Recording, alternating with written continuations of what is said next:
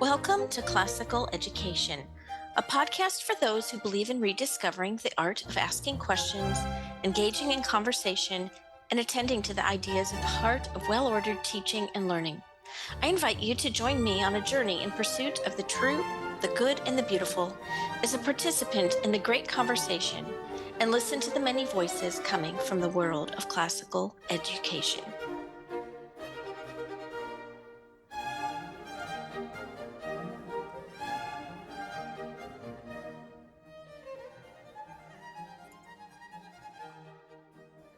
I have a special announcement.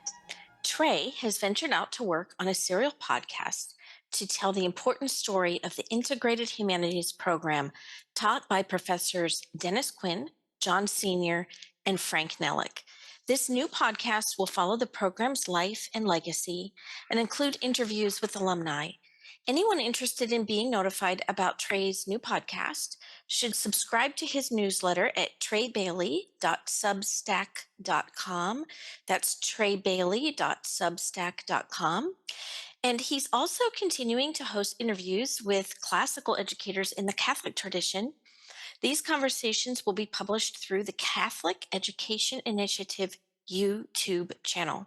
I'm happy to support his work as he continues to be a blessing to the podcasting communities. Today, I'm really excited that I have some wonderful teachers and an administrator on our episode to talk about narration in the classroom. I work with these ladies at a university model school called Coram Deo Academy in the DFW area. And we have on our show Leah Jones, Kelly Whitney, and Laura Monsalve, and Yvette Cavender. And I'm going to ask each of them to introduce themselves, tell us what grade you teach, and how long you have been at Coram Deo. All right, Leah, well, you go ahead and go start. Okay, perfect. I'm Leah Jones, and I teach at the Collin County campus, third grade. This is my fourth year teaching and my sixth year as being a parent there. I absolutely love the school and the families. It's wonderful. Thank you.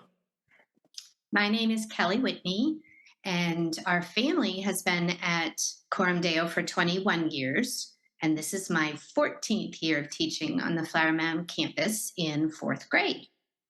Great. Laura? I'm Laura Monsalve, and I'm currently teaching third grade. I have been at Coram Deo off and on, mostly on, for 19 years as a parent and a teacher. And I love our school and our campus and our team. I'm Yvette Cavender, and I am the grammar school principal at the Flower Mound campus of Coram Deo Academy. My family has been at Coram Deo since 2004. I had two children in the program, and after they started and I got my feet wet with the model, we moved into me teaching second grade, and I did that for years.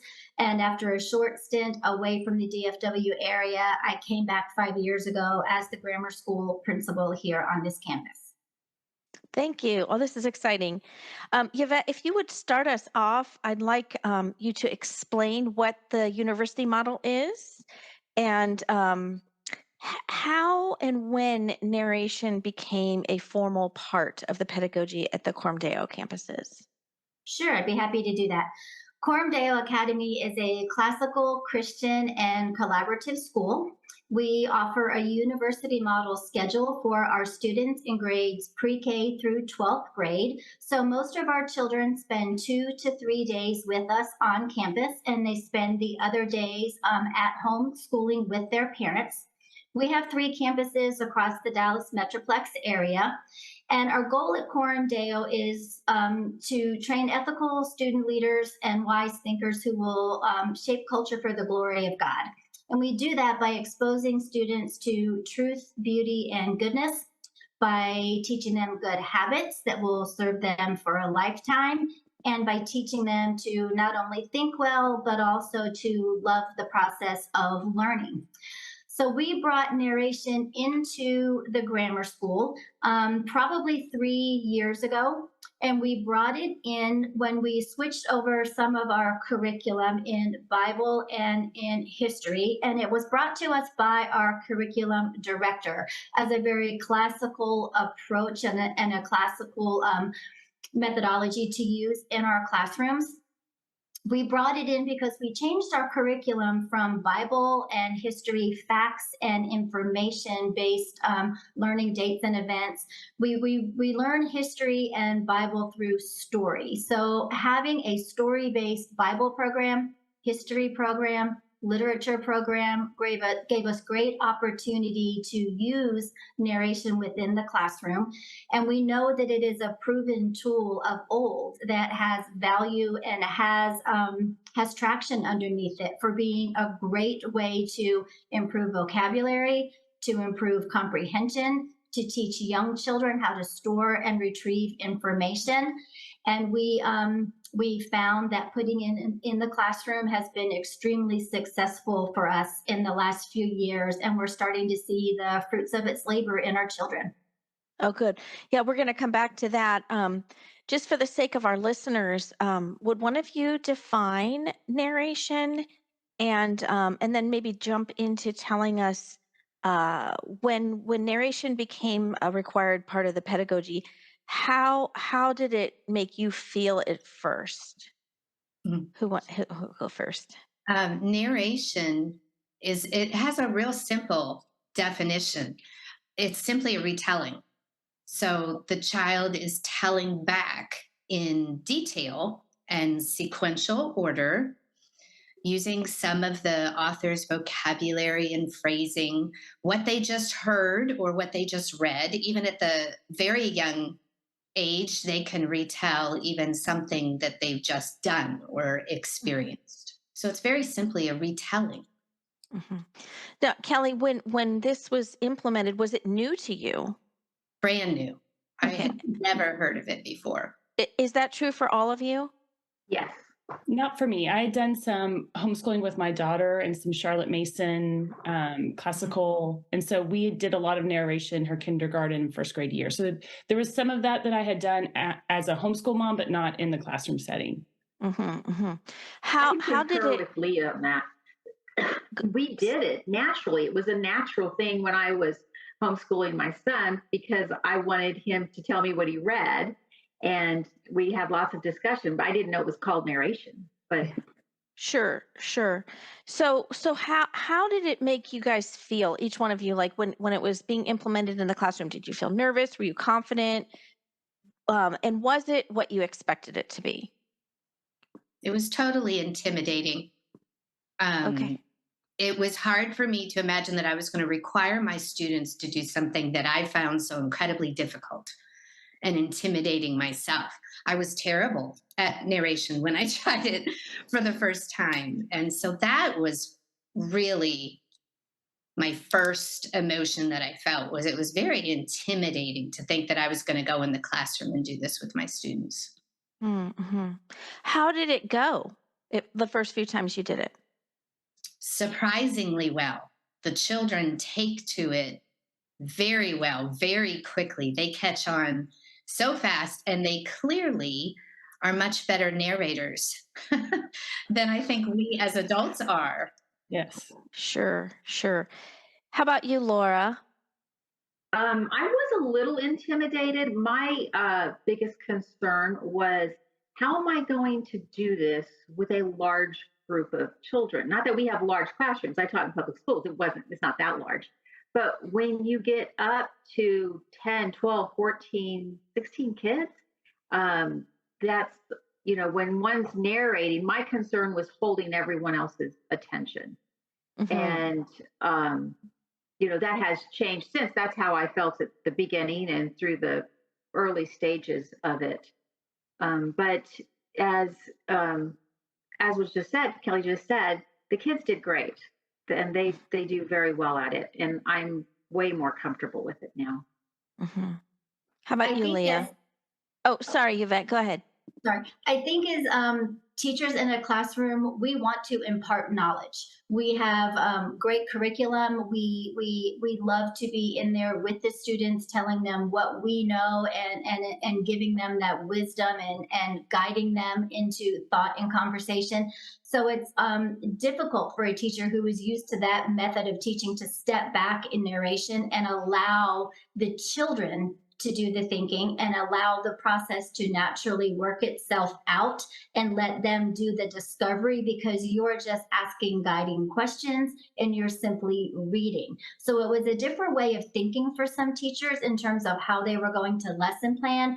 Now I'm not detailing what am I going to tell you in the course of the day, but how am I going to guide you through this discussion and how am I going to be the facilitator? So I think teachers had to change a little bit of their mindset in terms of their approach to their planning and their approach to their classroom instruction.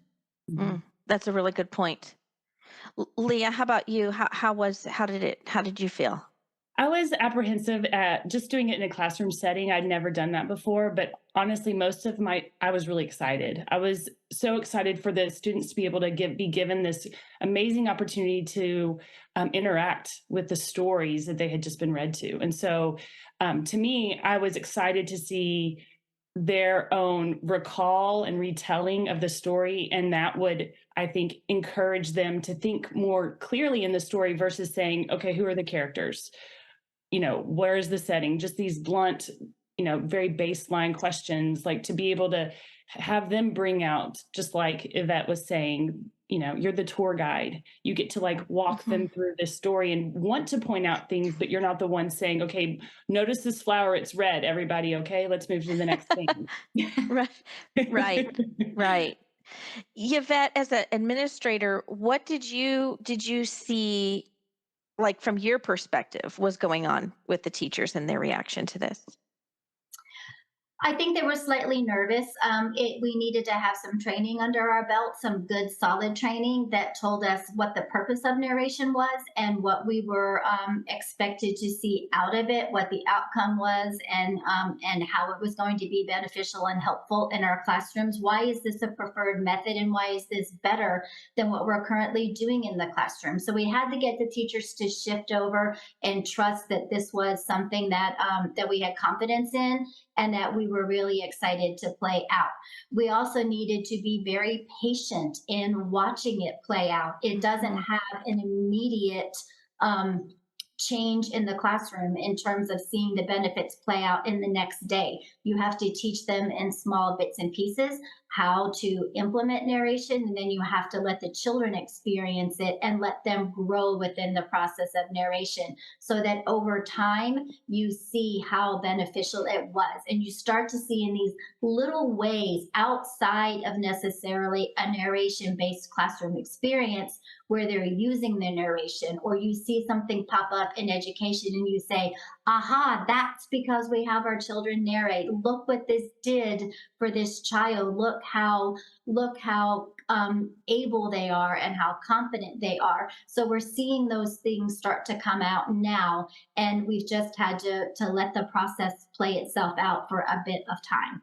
It was helpful. It was really helpful to have examples and to have people come in and show us how to narrate. So as Kelly was saying, it was a bit painful because we weren't used to it ourselves and we were not as good at it because we are older. Children can narrate much easier than adults can at the beginning. So when we tried it, we were fumbling through it.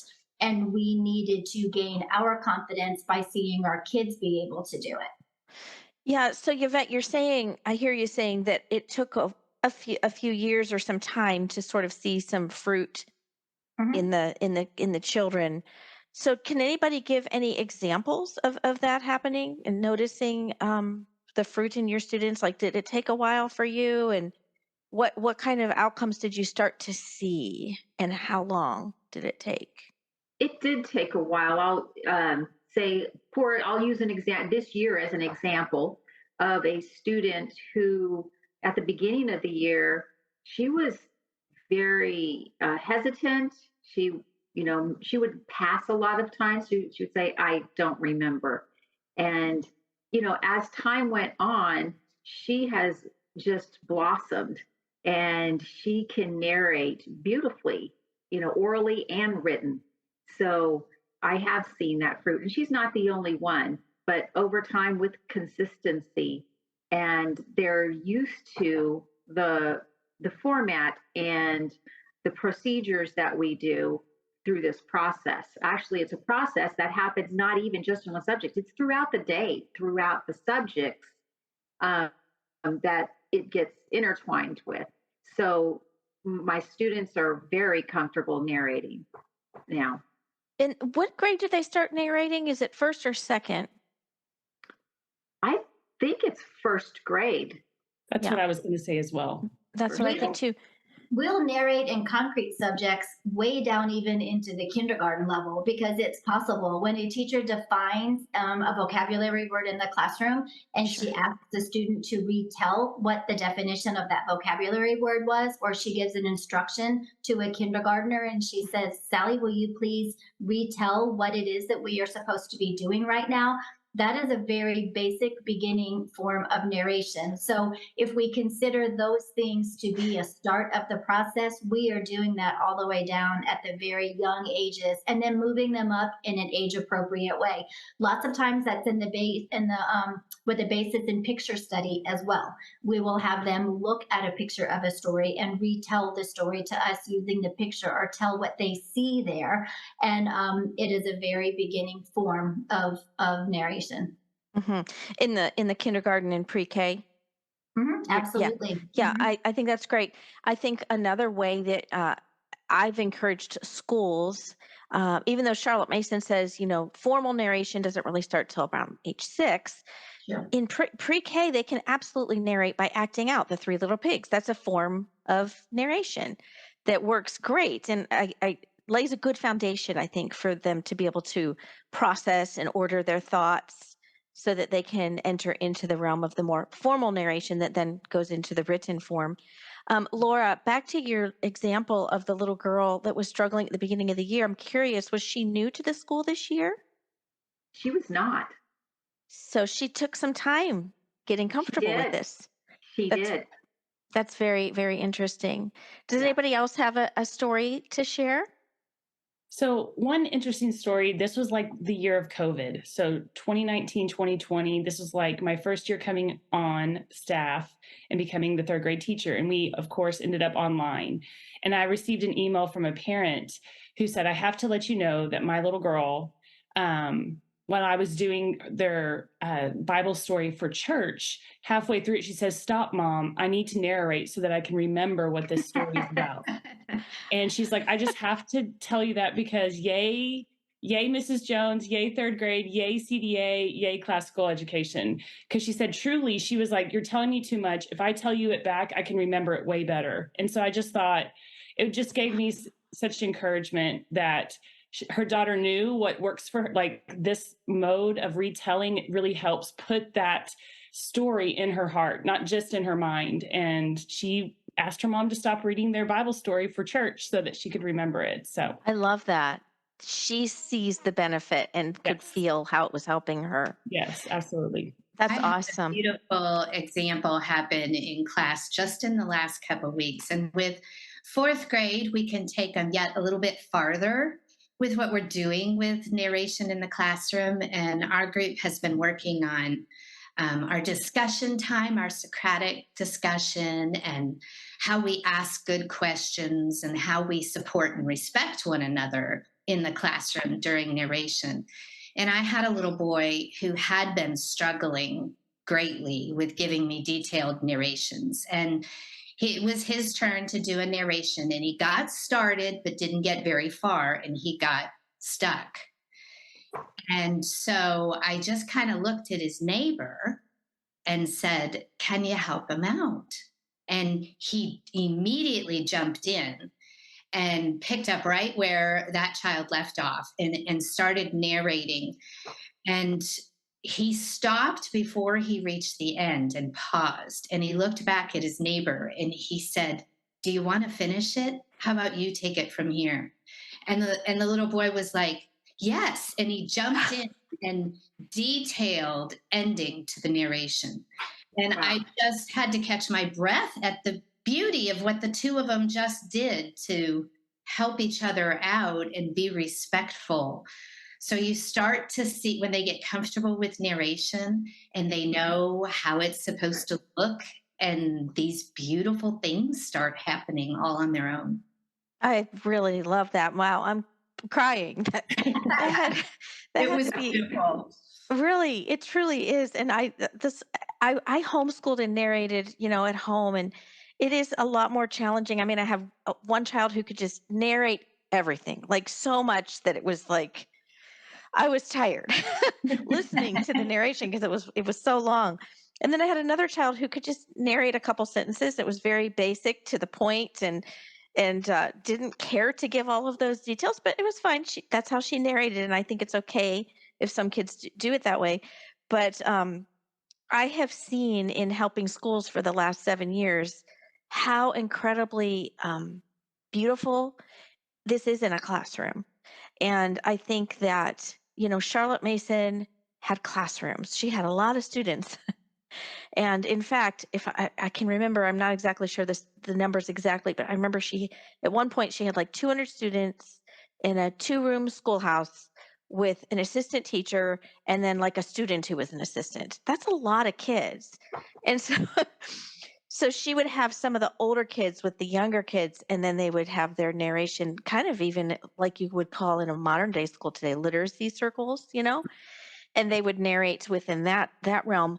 But she really did see that narration was great as a classroom practice. And I often laughed when I would read in her book and she said, "Oh, they love to narrate and they delight in it." And I would think, "Well, some of my kids really don't love it and delight in it, and a lot of homeschool moms have problems with it."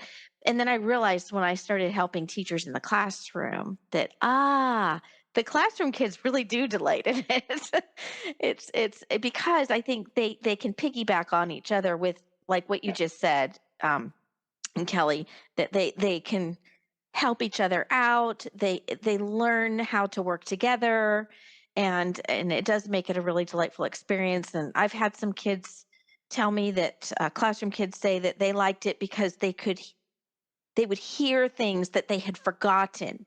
And it's almost like the narration is almost like a second reading, so that maybe they didn't miss it, but they forgot it. And so now they're going to remember it because they've heard it again, rather than it just being another reread from the teacher. They're hearing it from different voices. And so it really can make the story come alive and sit in their hearts so that they get it. Um, so I'd like to hear a little bit about what some of your challenges have been in narration, from maybe even from when you started thinking through some stories of challenging moments. I know there's teachers that are going to want to hear what challenges they might expect, or some troubleshooting with a specific issue that you've had, um, and how you handled some of those challenges. Does anybody have anything to share there? I still have an ongoing challenge that I think one of the things that's the most challenging for me is when I have a student that just doesn't seem to be able to narrate, to give me anything at all.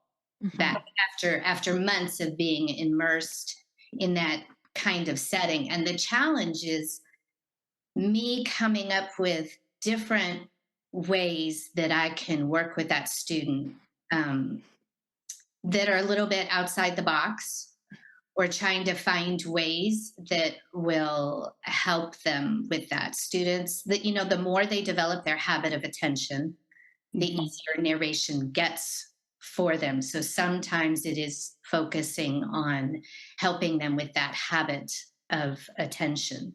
But I have found that to be really challenging, and I'm trying some different things with this child.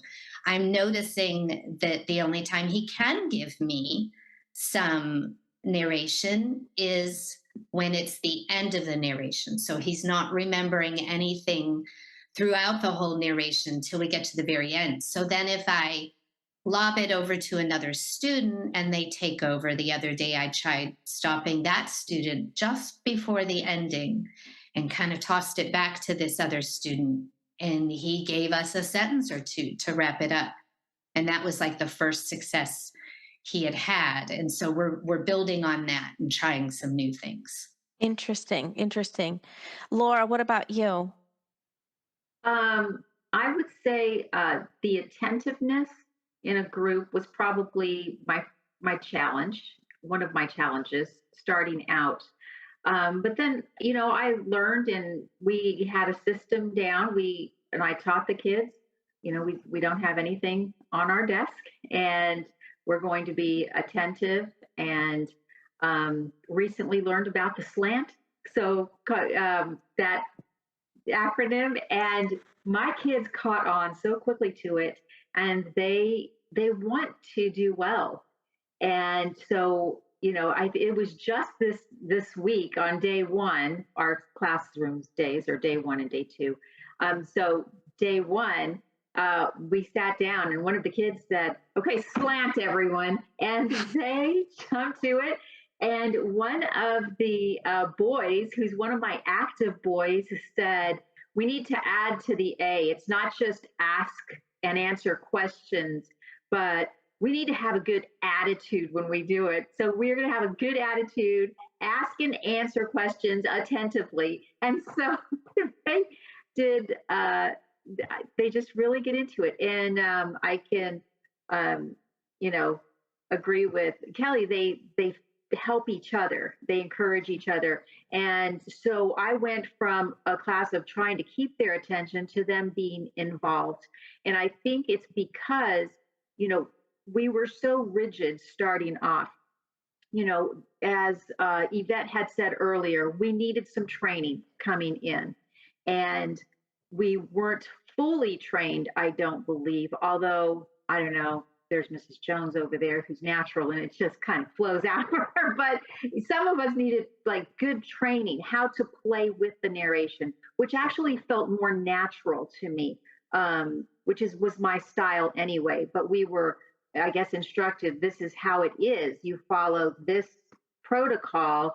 This one child, don't ever interrupt. He's got to go the whole way through, and everyone else is falling asleep. And to where after I learned to play with the narration and felt that freedom, it just came alive in the classroom, where I could say, "Oh, that's fantastic. Let's let Yvette take it from there and give her an opportunity." And then, and we did it in different ways from different voices as well. So it's just playing with it, making it alive in there. And so now the children are really enjoying it. Not only have they grown in their ability to narrate, what I wanted is I wanted them to enjoy it too. And I'm Right. Right. For the sake of our listeners, I want to define SLANT. So S is the acronym for sit up, L for listen, A for ask and answer questions, N for nod your head, and T for track the speaker. So yeah, those are just a nice way to help kids remember how to attend well. But Laura, I appreciate you talking about playing with narration. I think our listeners may want to hear a little more about that, what that means. And to me, it gives us a picture that narration is an art. It's not a tool. And so if we're just using it as a tool and we're doing it one way, the hammer does one thing, it can get dry, it can get stale, it can really kill the joy, right? But if we're seeing a narration as an art is something we can play with, we can use lots of colors, but there's still a form to art. There are still rules within art. And so as an art, we can really have a good time with narration. And so I hear that I hear you saying that, and I appreciate that. Leah, did you have anything you wanted to share about challenges you've seen with students and how you've helped overcome some of those? Yeah, I think I agree with the attentiveness. That's always a challenge, I think, to just continue to help impart that habit on our students. But I think one thing that has every so often I get a very shy student who is very capable. I know in their brain they have a beautiful narration swimming just up there. I can see it in their eyes, but the intimidation of saying it out loud in front of everyone scares them. And in the past, things that have worked well for me is pulling that student aside and saying, "I know you have a lot that you want to say in your head. Are you afraid? Yes. I'm like, okay, here's what I want you to do. Just say one thing. Start with one thing that you can tell the class.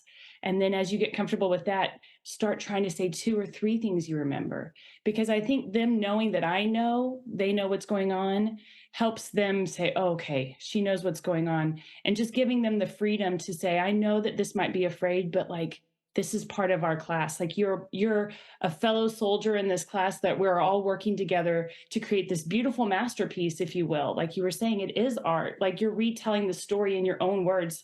And the word is creation. I mean, like you're creating the story again using your own language. And that's a beautiful thing to do in a classroom setting. And so helping them see the value that they bring to the classroom, I think is really essential as well. Hmm. Have any of you noticed any connections with children who struggle with narration to them having maybe um, attention deficit disorder problems, or do you think that those kids do fine with narration, or perhaps a concern that maybe they're not reading enough at home or they're watching too much TV? Have you seen any connections with kids who struggle with that, with any of those issues? I wanted to tap in there, and I was going to say, listening to the teachers talk about their struggles with narration, um, they are struggles that I think you would have no matter what methodology you were using in the classroom and no matter which subject that you are using in the classroom. So they're not showstoppers. They're struggles, but they are able to be overcome. And it's not a problem with narration. It's how do we have to handle these problems we see in the classroom using this as our methodology. So Kelly talked about knowing that that child's ability to pay attention rolls over into other areas of his life. And it is something that he struggles with. So she has to be really attuned to her children to know, when can I grab something from this student to make him successful? And the process of narration will help him come into attention, because if she sets a loving environment in the classroom and a supportive environment in the classroom with his peers through conversation, it's not a threatening environment. When you're sitting there in a circle with all of your buddies and your teacher talking about a wonderful piece of literature, that can be a very comforting, safe environment for a child. And when you know your classmates are going to be there to help you and support you, he can be attentive to that a little bit easier. So she knows there's something else going on here that I have to grab a hold of. Laura talking about giving them the slant cue and using a liturgy or using something to pull them in and set those expectations of, this is what we are about now.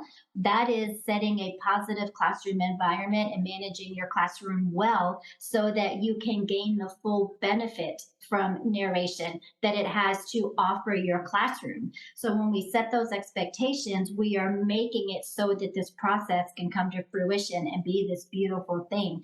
And keeping it fresh, finding ways to play with it so that in your classroom, we do it so much in a day, you can do it in so many different ways. Finding something different in this moment that can gain all the benefits and be true narration, but doing it in a slightly different manner as the children grow and in an age appropriate way, just keeps the classroom exciting. So it doesn't become a boring or a classroom methodology and process that the kids tend to find as drudgery, because we as educators know how to shape that up. Hmm. Good, good. I want to ask, one of the questions I get a lot at professional development trainings is, how do you grade narrations? What are the policies that CDA has for grading narrations, oral and written? We haven't even talked about written yet, but what kind of policies? How do you grade them? Anybody want to share? The I system think Okay. that the fourth grade teachers are using, often my teaching partner and I will get together when the kids have done a written narration, and we will share them together and we'll discuss them together, and that influences our grading. We kind of consult each other on that, but we kind of have that rubric in our head that we know ahead of time what kinds of things we're looking for in their narrations when we read them, the fluency, the level of detail, author's voice and vocabulary, and sequential order.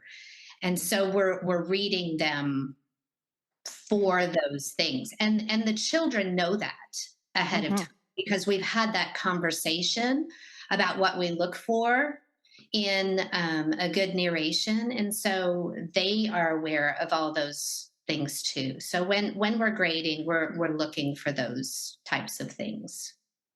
Okay. Leah, did you want to say something too? Yeah, I was going to say, I mean, Kelly is very, like, we do the same thing in third grade. In an oral setting, if the students are narrating back, we look for, sequence of events, vocabulary, and detail. And those are kind of the three things that are just very easy. Is the student doing those three things well? And grading from that kind of area. And we do it in buckets, like kind of one bucket here for someone who needs improvement, one bucket here who's doing satisfactory, if you will, and then one who had an excellent narration, versus it being like, oh, that was a 90, but maybe you'll get a 94. But we think of it holistically versus just, by grade, if you will. So.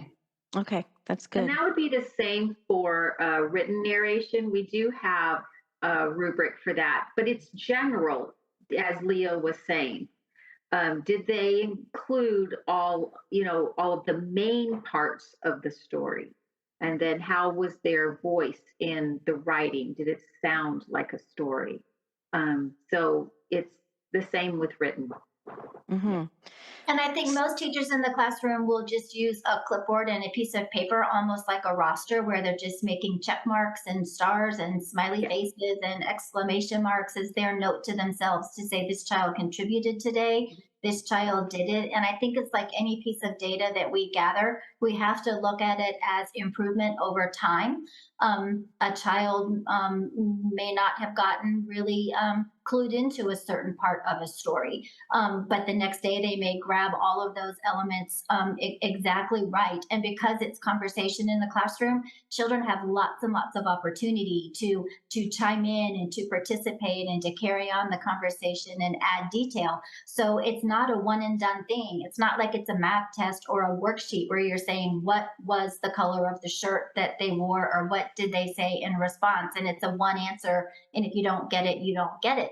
We have opportunity to talk to our kids multiple times in the course of a literature session or a history or a Bible session to really get an understanding of whether or not they grasped the story and the truth and the beauty and the goodness that we want them to have come out of that, because it's discussion and it's conversation. Right, right. How do you guys transition to written? When does that happen to written narrations?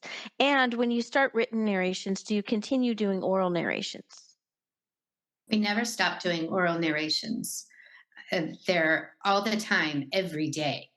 And written narrations in fourth grade, we are probably doing every couple of weeks, we do a written narration. Sometimes it'll be a scene out of the current literature book we're in. Sometimes it's on a short history story that we're covering that day. And other times it's on some classic works, short stories that the kids haven't heard before. And it's the first telling that they've had of that story. So we do those every couple of weeks in fourth grade. Okay, And it's Kelly. amazing to watch the growth. Yeah, Kelly, I want you to tell our listeners what you did at Christmas time that was so creative with the Christmas story. I just love this. That was one that kind of came out of one of my challenges of learning to play with narration and coming up with something really fun for the students. The great thing was they had no idea we were doing narration. So any child that's not quite comfortable with narration yet, really, they didn't view this activity as narration. But what we did is we read the Christmas story out loud, and then I passed around a bag that had characters on little pieces of paper in it. And each student pulled out a character and read who their character was. So it might have been the innkeeper. It might have been the shepherd or one of the wise men. So they were all different characters. And Did you then use the animals too, like the donkey we did it this or time. the I wasn't star? ready to do that this first time with trying out this idea I had. So next year, the animals are totally going in the bag. But then I told them that they had to put themselves in the shoes of that character and they had to tell the Christmas story based on that character experiencing it. And the results were highly successful and fascinating to read. And the kids could not wait for me to hand them that piece of paper so they could start writing. And so many of them, I was shocked at the voice that they wrote with. Some of those felt like they could have been recorded in the scriptures, like they kept the tone and the author's voice from Luke and Matthew that we read those out of. It was fascinating to see how the kids took that and ran with it and had so much fun with it. They were clamoring with, "We're going to share them, aren't we? We're going to share them." They couldn't wait for theirs to be read. I love that. And the one that you let me read, I think it was the innkeeper perspective. And Yes. and she had conversations in quotes. She had it was just the dialogue was there. It was beautiful. I would really love to maybe I don't know if how I could do this, but it maybe type up one of those written narrations as an example in the show notes if that's possible. Or I could find out. I don't know if I could attach a PDF to the show notes with some of those narrations for our Right. audience to read because very encouraging to see. I see this as a fruit of doing narration for a couple of years now. Right. It's not just something you guys have dabbled with. You are really doing it, and it's showing. Adrienne, I'm also seeing this come out in other ways in our programs. We do reading fluency assessments on the children to ensure that they are at least a grade level reading ability. And I am hearing the children when they go to answer comprehension questions, or we finish and we just say, "Tell me about the story." And they start full narrations using author's voice and vocabulary and quotations and things like that. So they're rolling over narrations into areas of their lives that are not where their teacher is sitting down and saying, "Oh, okay, this is a narration exercise. So remember these four things." They are doing it all over the place. I hear them when I read story time in the morning to the children, and they will answer a question or they'll tell me something about their story. They're pulling back in vocabulary, they're pulling back in author's voice and using direct quotations in just general conversation we have just about a book we read in the morning before school starts. So this is becoming a part of the children, and it's becoming something that they are able to use to have confidence in speaking and in using new vocabulary words. So it's got more benefit than just that classroom learning experience. It's giving them really great skills to carry forward and to give them confidence in life and in who they are as a person and what they have to contribute to a conversation. I love that. That is a great testimony to the power of narration. So good. Laura, would you share a little bit about how you guys transition into written narrations in third grade? So in third grade, we the whole first quarter is oral narration, and it's about in the middle of second quarter that we will ask them to do a written narration, and we will use a short story from 50 famous stories that they have. They're short stories that they haven't heard before, as well. And we just let them know, okay, I'm going to read it, and then you're going to write it. You're going to, instead of orally narrating, you're going to write it.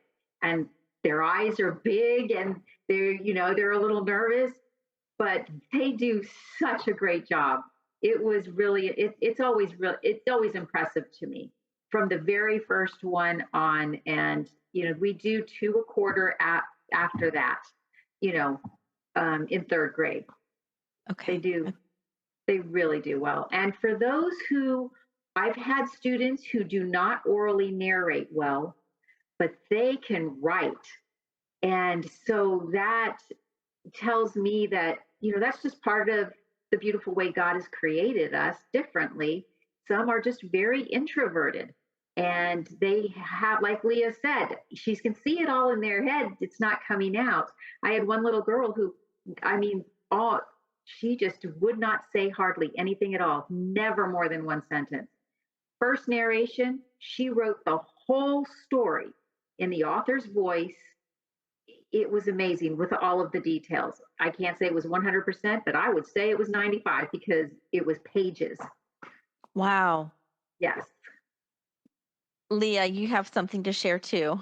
No, I just think that it's just always amazing to me, because sometimes in oral setting, like those shyer kids, you see them really feel freedom with their pencil and be able to write so many details down that they may have been, even they've maybe grown, but it's just really fun to see. So yeah, Yeah, I love that's written awesome. narrations. I think they're really fun. Yeah, they're amazing. How this probably be our last question before we close out, but how do you guys think we can help parents? So you all are in a this is a collaborative model. We're working with parents. What are some ways that we need to work with parents with helping narration happen at home? I Anybody have think any? we have parent orientation at the beginning of the year. I think it is vitally important that we do an example in that orientation. We need to explain what narration is, and also which is what we did in third grade, I know, is we actually read a story and did a narration in class with the parents, just us and the parents. And so that kind of opens their eyes. But I'm seeing also that I try, and I think all of us teachers make ourselves available to answer parents' questions. And we are collaborative. So there is communication going on back and forth regularly, so that we can, I guess, hone in on individual students who are struggling. And it's going to be working with that parent and giving them suggestions. Try this. Try, as you're reading Story of the World, and give them specifics of what to do. That has been very helpful. I know. I know that there's a student I was concerned about this year, working with since the beginning of the year, and working very closely with that mom. I'm starting to see some cohesiveness come together, and I'm thinking, oh, praise God. He's coming through. But it's been work between the parent and I. So that collaboration is definitely a beautiful aspect of our model of what we do. So that is helpful. So I'm just going to say parent and teacher communication is very important, because the parent is more than likely not familiar with it. Mm-hmm. Yeah, and I think you have to allow parents to really understand the benefits and really understand the benefits, because it's very easy to be like, okay, yeah, we need to do this, great. But I don't think unless you educate them, I think all of us have grown in our understanding of what narration is as we have done it, and the training that we've received and the education we've received, and then seeing it for ourselves. And I think that's a huge part of helping parents, is to help them see by training, educating, and showing them the benefits, and really continuing that. It's kind of like the gospel. We never need to not hear the gospel. It's something that impacts our lives every day. Not to say the gospel and narration are the same, but just in the same way, it's something that I think parents, even though they've maybe been in our model for years, it's a good thing to continue. And I'm sorry if y'all hear my dogs barking right now. It's okay. I think something else that we have done well is within our lesson plans, we have given parents through our planning of their home day activity in Bible and history, for example, read this part to your children and then have them narrate this part back to you. So we've guided them through the years on length of what the student should be able to do, and given them something that is equivalent to what we're doing in the classroom, knowing that they can back up if they need to, and encouraging them to back up, move forward on the length. But here is about where we are in the classroom for the average child. We've also posted videos of how the children do it in the classroom with the teacher and put those on our website so that our parents can access and watch children doing their narration process and seeing a full segment of a class so that they understand this is how it plays out and this is what I can expect. And these are some tips and things that I can do to make the practice at home a little bit better. And there's nothing wrong with telling parents to tell others the benefit that they have seen. Here at the Flower Mound campus, I have taken our fourth graders to a fifth grade classroom, or I've invited the fifth grade teacher down and I've said, watch what's coming up to you. And they, the one teacher said, game on. I've got some planning I have to do over the summer because you're sending me some kids who are really advanced and are really capable. So when we know that and we tell our parents, this is what the other teachers think and this is how excited they are, then they're going to tell other new parents coming in and younger parents, just wait until you see where they're going to be in fourth grade. So that positive promotion of the good experiences and success stories is something you really have to promote within your community so that people understand that we do see the positives and we do see the successes. Mm-hmm. That's good. Does anybody want to add anything before I ask our last question? That sounds like what we do in narration. Exactly. I do. One other success that I've seen that really surprised me. I probably started dabbling with narration in the classroom 4 or 5 years ago before our school really implemented it all the way down. I was trying that in fourth grade. And about 3 years ago, I remember running to Yvette and our curriculum director with this news that I had that I couldn't believe, that after the fluency testing was done on my students, I was shocked to see that for the first time in my teaching career, every single one of my students, after using narration that year, had advanced so far in their fluency and their reading level that they were well beyond fourth grade, every single child. And that has occurred for the last 3 years. And so to me, that was confirmation that what we're doing and the changes that we have made is allowing these children to just take off and have such great success. And they're so prepared to go on. Wow. That is an amazing testimony. But I have heard that from other teachers I've worked with in other schools. Kids just jumping many grade levels in their benchmark testings on vocabulary. So yeah, this is great. Narration works. It's great. It really does. I'd like to ask my guests before I end a podcast if you would like to share perhaps a book title of a book you wish you had read sooner in your life, or a quote that has been important to you personally. I think the one book I wish I had read earlier on was Classical Me, Classical Thee. I read that probably 2 years ago when my daughter, it was assigned for her. I think it's in 9th grade or 10th grade. I can't remember. And she was just over the moon with it. And I couldn't believe how excited she was after reading this book. So I, of course, grabbed it and read it too. And I think that to me is a book that kind of gives the why. Like we say all these wonderful things about classical education, but what is it and why? And it's very easy to read. And I just thought, I wish I had read that book years before. So good. Kelly or Leah? For me, it's hard to just pick one, so I might have more than one. Know and Tell by Karen Glass was invaluable. Laying out narration, all the ins and outs, all the different things you can do with it, all the benefits, and how to implement it, what to expect. It's just a gold mine. Mine is dog-eared and highlighted and tabs sticking out of it everywhere. Great resource to give you confidence too in your ability in the classroom and what your goals are. The other one is Caught Up in a Story by Sarah Clarkson. No, that's mine. Let me do that. Okay, so I'll stop there. Okay. Did you toss it to me there, Kelly? Yep. It's all yours.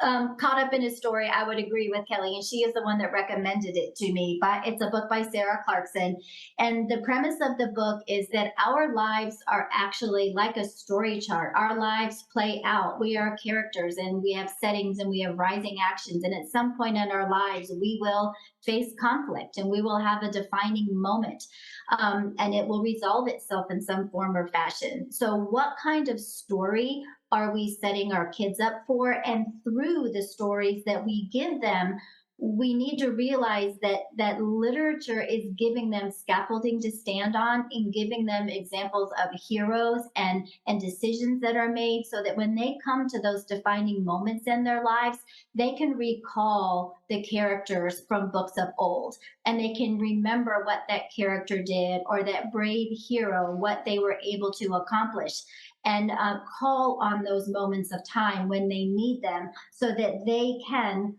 live a life that makes a wonderfully fulfilled story.